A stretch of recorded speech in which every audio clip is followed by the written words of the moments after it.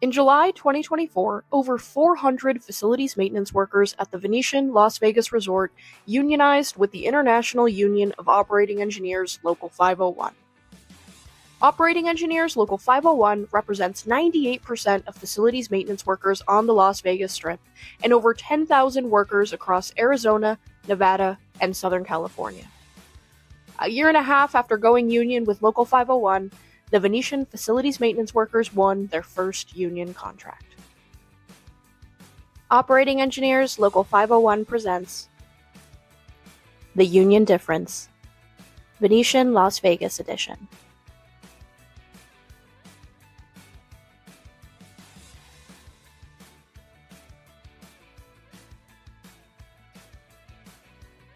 The Venetian bargaining unit just secured an incredible contract, and they were able to negotiate a contract with the employer that has some incredible benefits that they never had before, and I'll just share some of those with you.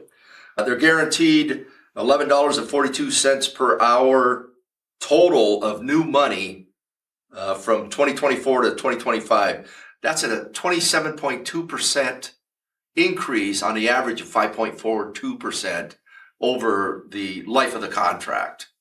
Guaranteed money.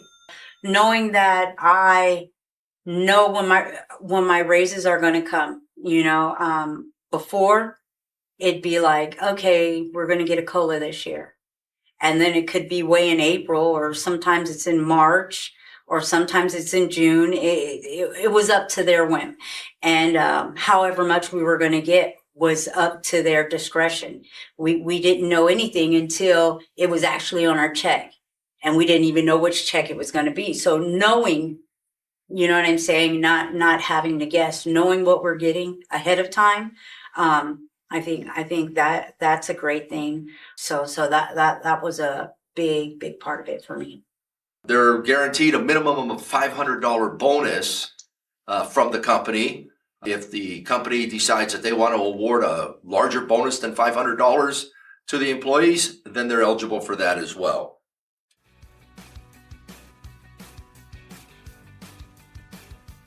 New overtime benefits. Nevada law says that the employers don't have to pay overtime unless you work over 40 hours in a work week. Well, in this contract, as well as up and down the strip, now if they work more than 8 hours in a day or more than 40 hours in a week, they're eligible for overtime.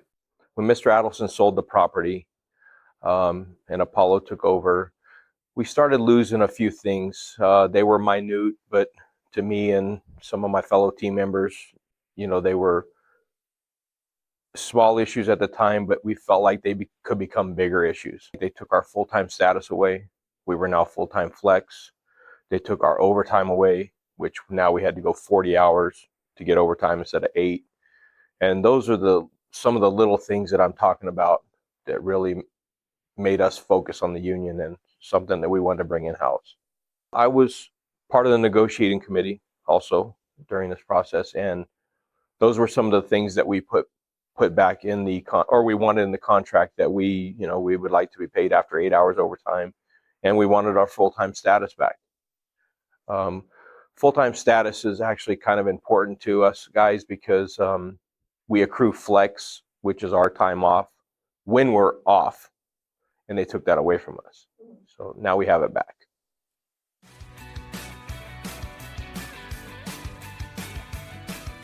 They got 2 additional paid holidays. That's part of their PTO program. They had 1 paid holiday. Now they have 3 paid holidays.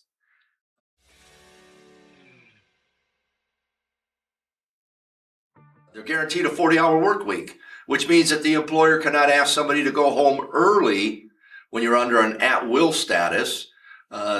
They're guaranteed in the contract that they get a minimum of 40 hours of work in each week.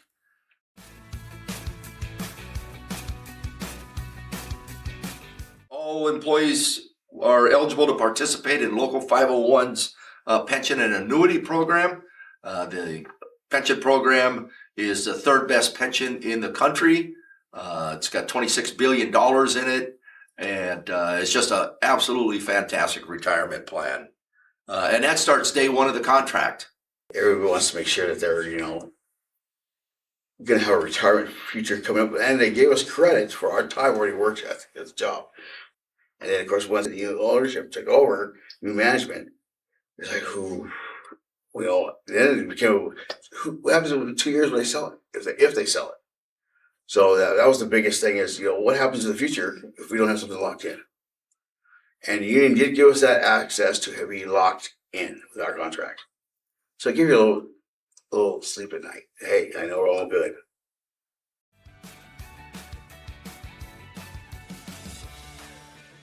There's annual trade license bonuses.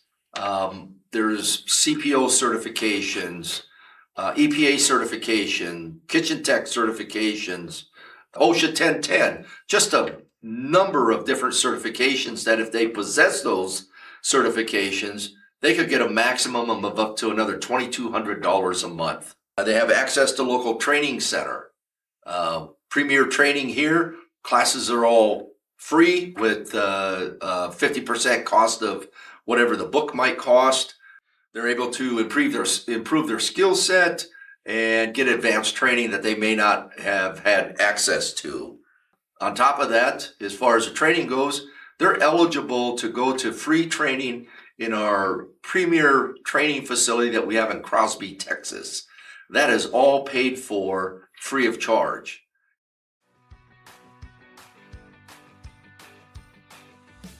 Successorship language. Successorship language means that if somebody were to sell the Venetian, that the new owners would have to assume the current contract that's in place and all the benefits that come with it.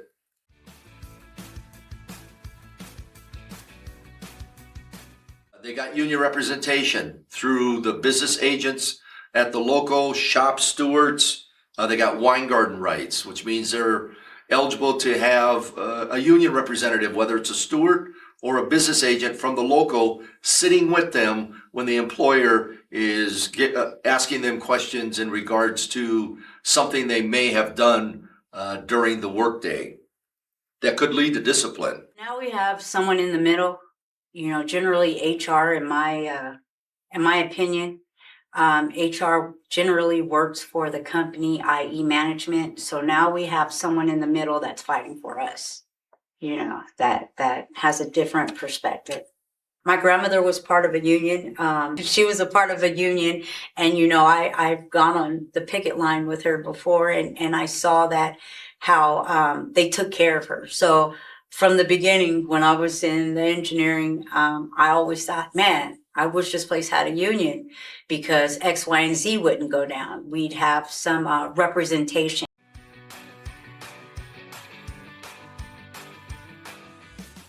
We have a safety committee. We have members, bargaining unit members that are on a safety committee that every quarter they meet with management to address any safety concerns that they may have. Speaking from a shop steward standpoint, I feel like everybody's on the same playing field now. Everybody's, on level ground here. We're not, these bosses don't feel like they're up here and you're down here, so, you walk in the room and you feel like you have the same authority that everybody does.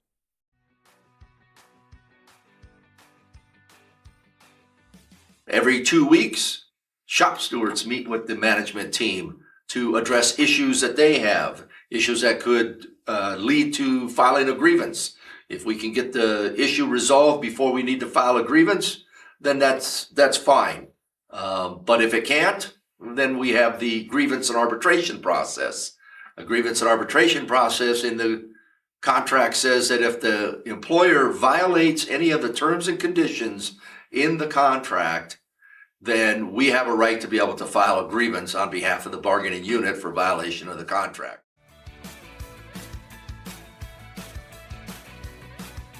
One of the other great benefits of the collective bargaining agreement and being covered under the collective bargaining agreement with union representation is you are no longer an at-will employee.